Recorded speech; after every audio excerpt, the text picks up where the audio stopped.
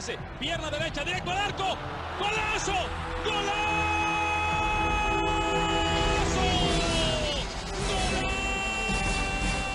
The world of football with a soccer perspective. This is Soccer Today with Duane, Rollins and Kevin Laramee, live on the Sports Podcasting Network. And good day, good night. Welcome to Soccer Today, September 26th, 2017. Duane, a few things we want to talk about today. It's a Champions League day, so we'll talk about this a little later. But I wanted to start today by talking about a news that went not necessarily unnoticed, but you have to dig to find that kind of news, and it's kind of important as well on a Champions League day. The president of Juventus, the biggest team and the six-time defending champion of the Serie A, the Scudetto, he has been suspended for a year with a fine of $20,000 personally and a $300,000 fine on Juventus for basically ticket scalping.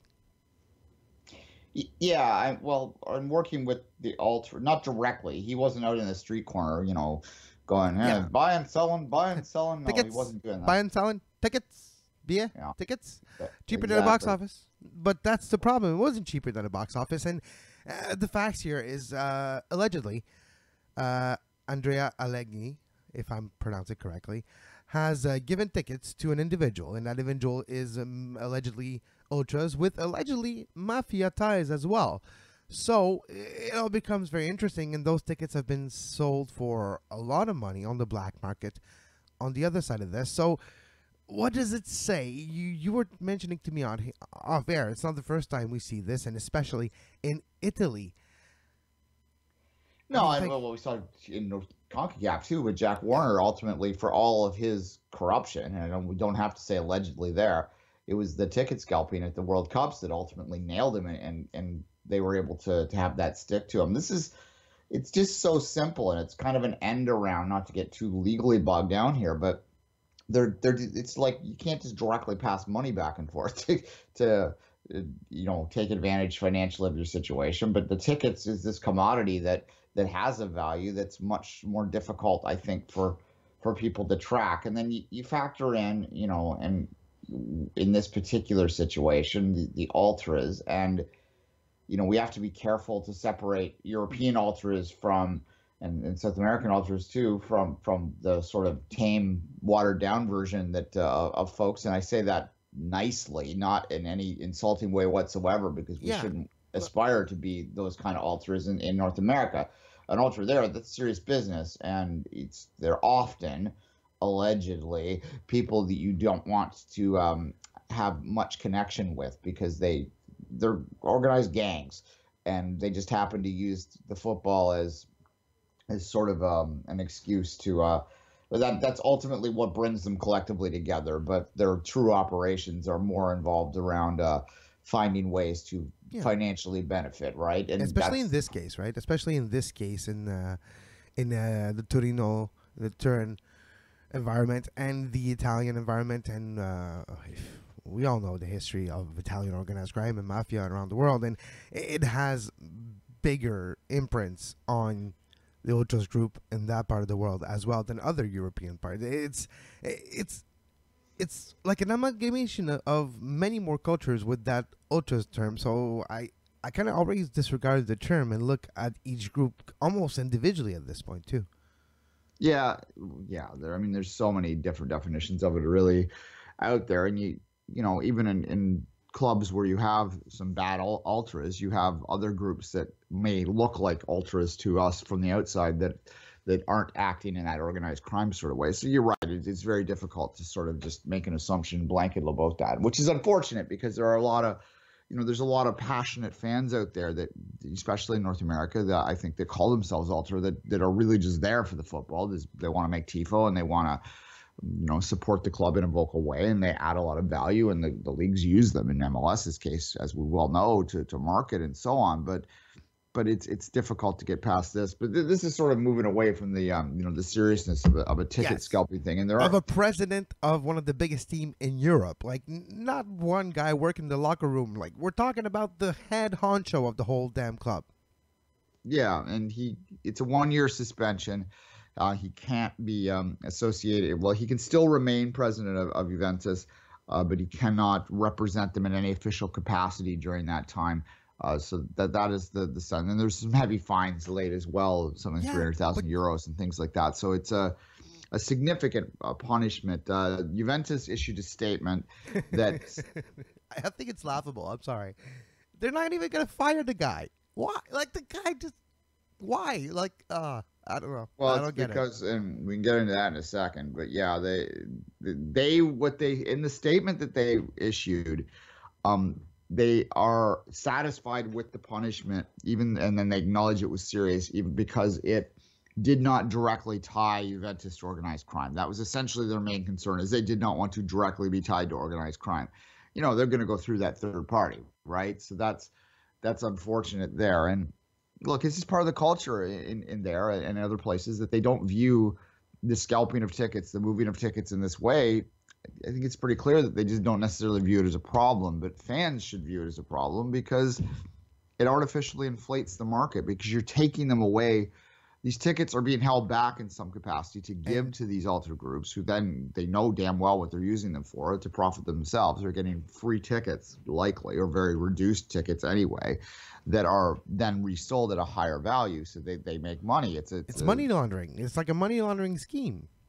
Yeah, well, and it's everyone, Allegedly. Everyone's scratching everyone's back except for the common fan who's ultimately buying these things, who really just is a fan, and that's where it gets there. It's why I always get very uncomfortable with the name of the LA Galaxy Stadium and just the association with. Look, I'm not smelling of roses here. I use StubHub. I use the other ticket broking systems. I've bought tickets off a scalper before too, because when you're a fan, you want to watch those events, and that's sometimes the only way to get them. Yeah, no, and in North America, it's a different type of culture of ticket scalping. You go close to Stade Saputo, you're going to be asked about 20,000 times from Metrovio to the entrance of the stadium if you want a ticket or if you have a ticket to sell. You're going to be asked around any other soccer stadium or any other sporting venue in North America. You have that culture. It's a little different, yes, but it is always fascinating to me to this day. Like, you have police officers just a few blocks away. Like, it doesn't matter, right? Sometimes it's just a few meters away. It is a problem in a way, but I think it is something that's so ingrained in the culture, even here, just in for different reasons, and like it has a different outcome. But I'm still surprised by how open now ticket scalping has always been, and now in the world of social media, where you can just take a picture, I'm still surprised there's never been a crackdown on it. Because the clubs are okay with it. And I mean, look, I know obviously we can both speak to our own backyard better in Toronto, and there's so many professional sports teams here that you see them everywhere, and it's a thriving business here. And the only caveat that MLSE does, who are the primary, sports owner in the city, the Blue Jays being the other one, obviously, and in both cases it's the same. The only thing that those scalpers can't do, and in fact, in Rogers' case, the Blue Jays, they really don't enforce this at all because they're right by the dome. But at the ACC, they just can't be inside in the corridor. They can't be by gate one. They have to be outside the arena on the street, because you can't really control what people are doing on the street in any real way unless you're the police, obviously. And the police just have, bigger fish to fry, so to speak. You have to make a direct complaint about them. It's only illegal you can resell your tickets legally. You just can't resell them at a price higher than what's on the ticket.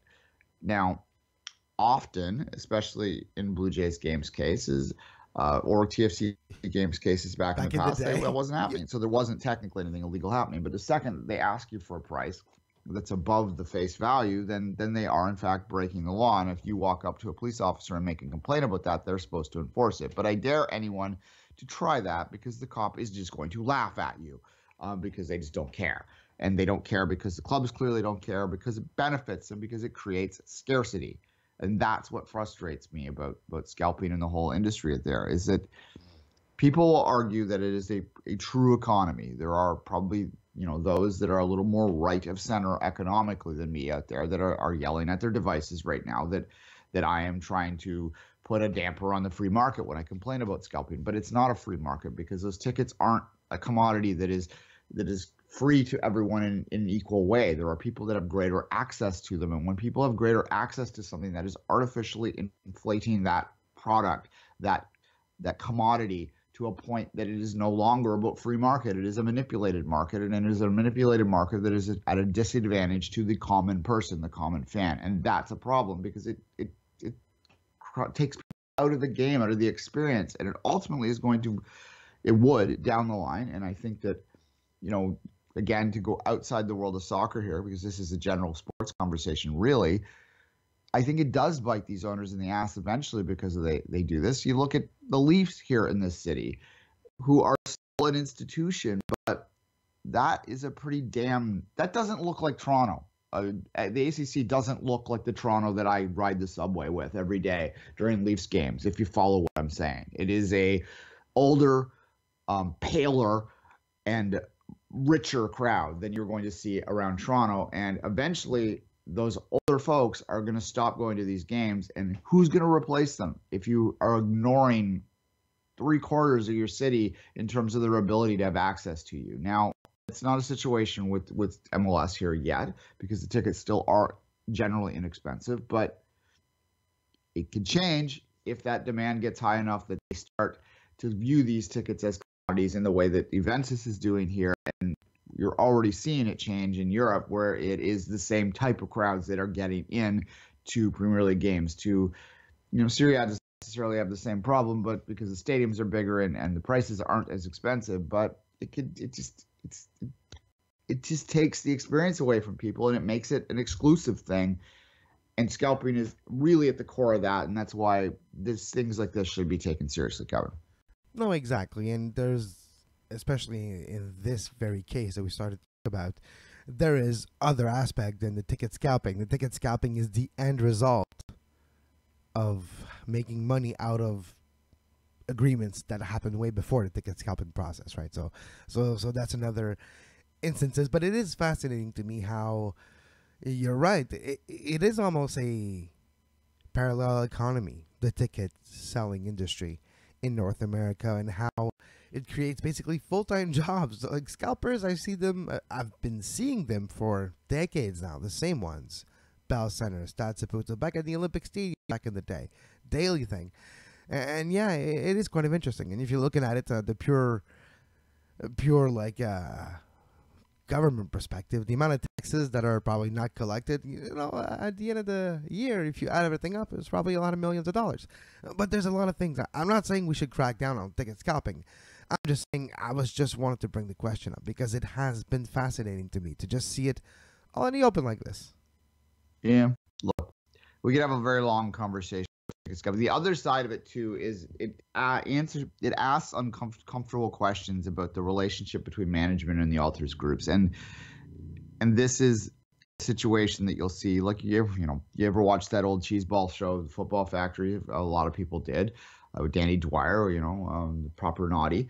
A lot of us watched that and were fascinated by it back in the day. And, you saw that at the time, the relationship that really, reflected that. It was the one sort of positive journalistic thing that it did do with that show. It was sensationalized, clearly, but they did sort of demonstrate how these alter groups often are in bed with the ownerships to sort of create a situation that, again, is going to make it worse for the community. And in the cases of certain parts of the world, when we say that, we're not just talking about shutting people out of going to a game. We're talking about more serious stuff like organized crime and the fact that there's drugs and violence going on that is associated with these groups that are all to do with protecting their criminal enterprise. So it's not something that you should look too kindly upon. And if you're a Juventus fan, especially a Juventus fan that lives in Turin, you should be concerned about things like this. And and for me, as you say, in the world that we live in, a ticket scalping story is probably going to get buried. But can you imagine that the president of any sports entity in North America, found guilty and has a fine like this? Well, he gets fired. He gets fired for a lot less. And the fact that he's still going to be the president of Juventus, well, means I'm not necessarily going to cheer for Juventus this season. All right, fair enough. All right. Did you want to take a quick break? Yep. Come back, maybe. Exactly. Let's take a small break and come back talk about the Champions League fixtures for today. You are listening to Soccer Today. Follow us on Twitter at Soccer Today SPN and like our Facebook page, facebook.com/Sports Podcasting Network. You can find the podcast for all the shows we do on iTunes, Apple Podcast, Google Play Store, TuneIn Radio, iHeartRadio, and anywhere you get your podcast. And we're back on Soccer Today. Duane Rollins with myself, Kevin Laramee. Champions League is back today, Duane. And there's a few interesting fixtures. One, of course, that is getting your attention at 2:45 p.m. Man City at home versus the Ukrainian team Shakhtar Donetsk. Shakhtar is an interesting club that has caused problems before. They got the upset win over Napoli in the first game of the Champions League group stage. So this is a battle for the top of the table. I would think the way City's form is going right now, the way that they handled Feyenoord in that first game, this is an opportunity for them to really put a stranglehold on the top of the group. Napoli has dropped 3 points already. It is vital to finish first in these groups if you're looking at the long-term possibility. Then when you're at the round of 16 and forward, you just don't want to draw Real Madrid in that round of 16, right? And City needs to win the group to avoid it because of the way the second round group, the knockout stage draw works is you can't draw anyone from your own group and you can't draw anyone from your own federation. So when you're looking at an English club, if they finish second, that probably means they're playing a Spanish team or one of the big German teams, and that's not going to be an easy touch, right? So you want to avoid that until you get deeper into the competition. I think most people would agree with that, although the argument can be made that you have to beat them eventually. But it's just a good opportunity. Like when you look at it on paper, this is the first time I can say this in a Champions League fixture, especially just based on the form again and the fact that they won 4-0 in the first leg. You have to make them the favorite, and like the faraway favorite, and people would be very disappointed, I think, or would find it hilarious, depending on their thoughts on City, if they were to lose the game. So a vital game for them, Kevin. You mentioned big German or Spanish team. Well, there's a big clash today. Dortmund at home versus Real Madrid. This is an amazing game. This is going to determine maybe who's getting the edge to win that group. Yes, it's only the second match, and there's going to be a return fixture between the two clubs, this time at the Bernabeu. But today, in Dortmund versus Real Madrid, it's going to be a big game. That's the one that most people will clearly be watching. It is obviously, well, that's, you look at these games today, and there's only one that jumps out as if you were to say, if you were to have woken up from a 8-month coma and someone were to told you that was the Champions League final, you'd say, oh, okay, that makes sense. So that's the only one that's out there right now that could. I'm a little surprised. Dortmund must have got on the run, but yeah, I can see that as a final. That's viable, yeah. It's not Maribor and Sevilla is not necessarily one that you'd buy as a final. This one looks more like a group stage of Europa League, but anyways. Yes, exactly. Sevilla is pretty good. But Maribor, but even like Maribor got a victory, right, a few weeks ago, if I'm not mistaken. It was a draw, I believe, in the first round. But yeah, and Sevilla, yeah. Anyway, that exactly. It's going to be an interesting game there. We have to say this, Besiktas and RB Leipzig. Duane, did you see what happened this weekend in the Turkey Derby with Besiktas? And was it Galatasaray? I think it was Fenerbahce, actually. It was Fenerbahce. Atiba Hutchinson got a red card, 2 yellows, gone. There was 5 red cards in that game.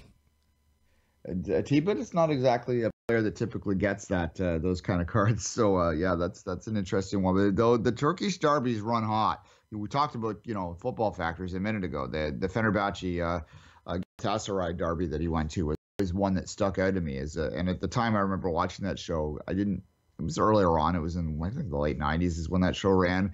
So I wasn't as familiar with the whole world of football as I am now. So I remember being blown away by the passion of such a derby and wanting to learn more about it after that. So I guess the show did have more of an influence on me than I want to admit. Yeah, you've been talking about it for 15 minutes. No, I'm just going to say. Exactly.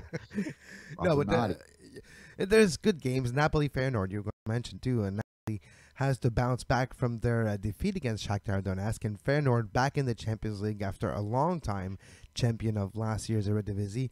So it is a fascinating matchup, and quite like it's a level-headed matchup where both teams, in my mind, figure about the same strength. Yeah, well, look, I would have pegged Napoli as the 1B going into this group, but they lose that first game. They're a desperate team. Like, this is they're at home. They should win this one. They absolutely should handle Feyenoord here. But if they were to lose that game, there's desperate times already for them to be down to drop 6 points off the top. Either one of these groups, or teams, I should say, if they were to lose this game, are already sort of like, contemplating whether finishing third is what they need to be focusing on at that point, because it's a tough slug from there. And it's, especially if you want to look about winning the group. The other game I'm kind of interested in, the Liverpool game, Spartak Moscow. That, again, we've talked a lot about Liverpool in the last couple weeks and sort of what they look like and whether their European play can match, like they can overpower teams in the same way that they do offensively in the Premier League, whether that can translate into the Champions League. And this, I think, is a great sort of look at that, because this is a team they should handle. But I think back to watching, a similar team in City, and I hate to always go back to the, but it is what I know best, especially when we're talking about the Champions League, because I do focus on them when they're in it. Back when their defensive fragility was a massive issue, and not to say that they're completely solved that now, although they've only allowed 1 goal in their last 5, so maybe they have. They used to get killed by teams like this. They'd get nicked on the break. They would be exposed, and I would, if I wasn't watching the other game today, I would be watching that one, because that, to me, has the potential as a banana peel game for them. Although Spartak's not exactly on great form in the Russian league either, but nonetheless, an interesting competitive game there. And what's the other one we haven't mentioned yet? We mentioned the Spurs game. Well, there's Monaco-Porto, which is another fascinating matchup. Monaco with Falcao playing against his former club where he bloomed on the international scene almost a decade ago. So now Falcao with Monaco at home versus FC Porto. That is an interesting one. And yes, Besiktas and RB Leipzig. Can Leipzig perform in Turkey? That's a tough away game, if there's such a thing. So yeah, those are the 2 games remaining, and are 2 fascinating ones too. Yeah, on the Apple. Oh yeah, there's Tottenham too, but Tottenham. Yeah, I mean, Apple, they do well to get there. Let's just say that. I mean, yeah, considering the league they play in, the fact that consistent group stage participation players, you might wonder whether they'd be better off in the Europa League, because I think maybe they probably would, but the money's better. They might end up there anyways. We'll see after the group stage, but yeah. Yeah, exactly. But nonetheless, they're really there to make the numbers up, as we say. And Spurs on the road in this one, but maybe that's a good thing for them. Spurs is starting to roll a little bit now. They didn't look great to me in the first part of the season, but they do seem to have turned it around, and the cream does seem to be rising to the top when we're talking about the Premier League. So I would expect Spurs to roll pretty easily in that one. All right, Kevin, did you want to end with a little bit of a talk about MLS's annual marketing campaign? Let's very, very short break and come back with our rant of the day.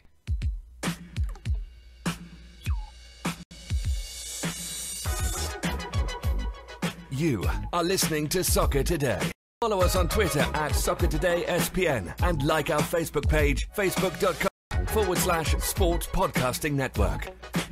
This week on MLSsoccer.com, culminating by a live extra time radio show on Thursday, it is the 24 under 24. Duane, and I was just Googling just before we go live. I was like, wonder how old Miguel Almiron is, and he's like 23, so he has to win it. And I'm thinking, he's not a prospect. He's he's a product. That's what he is. Yeah. This is I actually have no issue with the concept of MLS promoting its young players and trying to get something out there to draw attention to its up and coming prospect players out there that don't necessarily, get seen as much or get noticed as much over the years, or so they can be seen and they can be stars already. But what I do have an issue with, and this is a broken record. We've been complaining about this for years, and we're not unique in it. Is like, why in hell is it 24? Like, in this, it's the reason it sticks in your claws so much is because a lot of us that follow MLS closely and defend MLS a lot are constantly defending against the retirement league concept. The idea that it is a league that doesn't really care about prospects, that doesn't really, prioritize youth development and things like that. So then when they try and make claims that 3 and 3/4-year-old aged players are prospects still, when in every other part of the world they haven't been prospects in 4 years. It's like in some cases ridiculous more. to me. Josef Martinez is 24. It's just 2 Atlanta players, and this is the case throughout the league. Darren, you have a lot of players that, so maybe it should be the 24 under 24 North American players, because yes, in our systems in the States and in Canada, with the college system, our prospects are a little older still. It's trending downwards. It's trending to younger prospects across the board, but still. It's a remnant of MLS 1.0. We were talking off air. It speaks to a time when rookies in MLS were 21, 22, and they were coming out of the NCAA programs. And those players still do exist, as we well know, although they're increasingly becoming less frequent, because even players that are drafted through the Super Draft now are often coming out as underclassmen. So even then, they're still coming in at about a year and a half, 2 years younger than they did in the past. So, obviously 24 is a branding, a brand associated with MLS now, and that some fans look forward to and other fans at least are aware of, if they're not looking forward to it.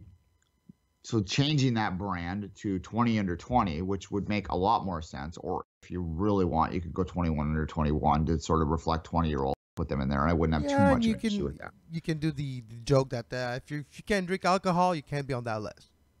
There you go. So it's the underage, underage list. Exactly. Which, well, in some states, majority of them. Yeah. At any rate, I think it's 21 across the board down there, but at any rate, But everybody's like old age. But anyway, they can go to war and die, but they can't have a beer anyhow. Yeah, trust me. Working in the restaurant industry for decades, and in Montreal, when you have young kids from Vermont, Maine, and all those neighboring states that can't drink, but they can when they come over here. Yeah, it's not pretty. Exactly, because they don't, it's the Europeans think that even R19 is ridiculous if you ever talk to them, because basically their attitude towards alcohol is that you should learn how to responsibly drink, and nonetheless, but this is a different rant altogether. We should, create our Duane and Kevin talk wine politics. But anyway, the Vino talk with Kevin. Stick Sports Podcast. I bet you that's out there somewhere. Anyway, where were we with this? 24 under 24. Look, rather than 21 under 21 or 20 under 20, maybe homegrown. Focus on that. And it speaks to another issue that I've had with this, and it's the Rookie of the Year conversation. Like, why is we still have Rookie of the Year rules that prevent, basically anyone who's played in USL from being eligible for it, especially now that the USL is coming in as a increasingly important part of MLS's new thought out ideas on development. So yeah, you're right. It's becoming to have a rookie. Sorry, go ahead. It's gonna be, I don't want to say the feeder league, but it has becoming an important step in the development of a player towards his MLS career. Yeah, it's a North American model, and I don't have a problem with that. It does work for the other leagues, and I don't have the to use hockey again today. So you play in the CHL, then you go, or college, and then you go to the AHL, and then you go to the NHL. Your typical sort of progression for not your superstars, but for your kind of grunts. That's okay. And I think that college soccer or an academy to hopefully an academy to USL to MLS is a good sort of approach that will, I think, make the overall depth and quality of the league better, because you're polishing these players. You're not just throwing a 21-year-old college grad out for like a year and a half as sort of your 17th, 18th man on a roster, making very little money until he, decides that he needs to move on, or the club decides that there's just a cheaper option. They can give him a $10,000 raise, or they could bring another guy in that's basically the same for the minimum price. It's the same situation, right? Just keep churning those out. You're going to have a greater investment on your players. You're going to polish them a little bit more, and you may get a longer career out of them and ultimately more quality out of them if you bring them through the USL. So the point I'm making when you're into the Rookie of the Year competition is I think that they need to make it an under 21 or an under 20 award rather than a Rookie of the Year. And then you're not worrying about sort of definitions of who was professional and who was not, because I don't care. Like Raheem Edwards is old. He hasn't played as well in the second half of the season. Hasn't played as much in the second half of the season, period. But certainly when you were looking at the halfway point, he would have been, in most people's minds that didn't realize these sort of restrictions on his eligibility, would have thought, oh, of course he's a Rookie of the Year candidate. Playing his first year in MLS, and he's really excelling. He's got 5 assists and has been a key part of the team, and et cetera, et cetera, et cetera. And then you go, well, he can't be eligible because he played in the USL last year. That's silly to me, and it sort of defeats the purpose of what these awards are supposed to be, which is to put attention and recognition onto your young players. So when you're talking about the 24 for 24 list, let's make it a homegrown list or an under 20 list or something to better reflect that, because we don't need to provide more attention to guys that are already stars. Yep. And I predict either Martinez or Almiron will be my choice if it was my list. There you go. Probably, yes. Hopefully he's in there. Davies should be in there too, because you have to put someone from every team. There's some politics involved in the list too. So where will Baloo and Davies fall on that list this year? I've never been asked to vote for it, but I've known people that have been, and they say that it is a very, I guess it depends on how much you want to put into it, but a lot of, like Kurt Larson, for instance, I was talking to him, like not publicly, I was talking to him privately about the 24 for 24 list earlier this year when I did his podcast, and he said that he basically turned it down this year because it was too much work. So that suggests that in Kurt's case that he spends a lot of time researching it, but I'm guessing there are other people that just like forget about it until the last minute and go, oh crap, I've got to do that, and then just look at names they recognize. It's like anything. And we didn't talk about the controversy on the women's player of the year list. Carly Lloyd nominated again, even though she's not really doing much of anything, and an under 20 player for some mysterious reason that never scored a senior international goal. What that reflects is people that are voting for this award that don't watch women's football, and that's not a good thing. It's something that needs to be addressed, but it's the nature of the beast, I guess, when you're talking about awards and individual awards, and maybe why we shouldn't put so much stock in them. That's true, especially like national awards, international awards, like league focused or peer voted or dedicated journalist voted awards have more credence to it than national awards that paint a very big brush on the sports spectrum and usually is given for name recognition purposes. Yeah, I mean, we need the annual, battle royale between Messi and Ronaldo because we need some to talk about in December. But none. Yeah, you know what? I would actually love to actually see a battle royale between the two. Come on, put him in a ring. Ronaldo. Who comes out first? Who comes out the best? Who's the, it's getting to that point. Like, we saw McGregor Mayweather. Messi, Ronaldo, Duane will have the biggest pay-per-view record of all time. You'd think Ronaldo would win that. He certainly looks stronger. He's taller. Yeah, but he's gonna be Mayweather. He's gonna be in the spa. He's gonna relax all the time. And Messi's going to be in the dirty gym, aka Rocky, trying to catch up, and will be in a slow-mo montage running like through woods and snow or something. The eye of the tiger. It's the thrill. I want to see that. Messi versus Ronaldo. That's how they retire. Like, after they retire from soccer, they go one fight. Come on, let's settle this once and for all. The battle for the best that ever was. Who wins, Messi or Ronaldo? And then Zlatan will run down the into the ring. Zlatan makes a run in. What's that? Music's on. It's Zlatan. Oh my God! Zlatan! Zlatan! Zlatan! Okay, on that note.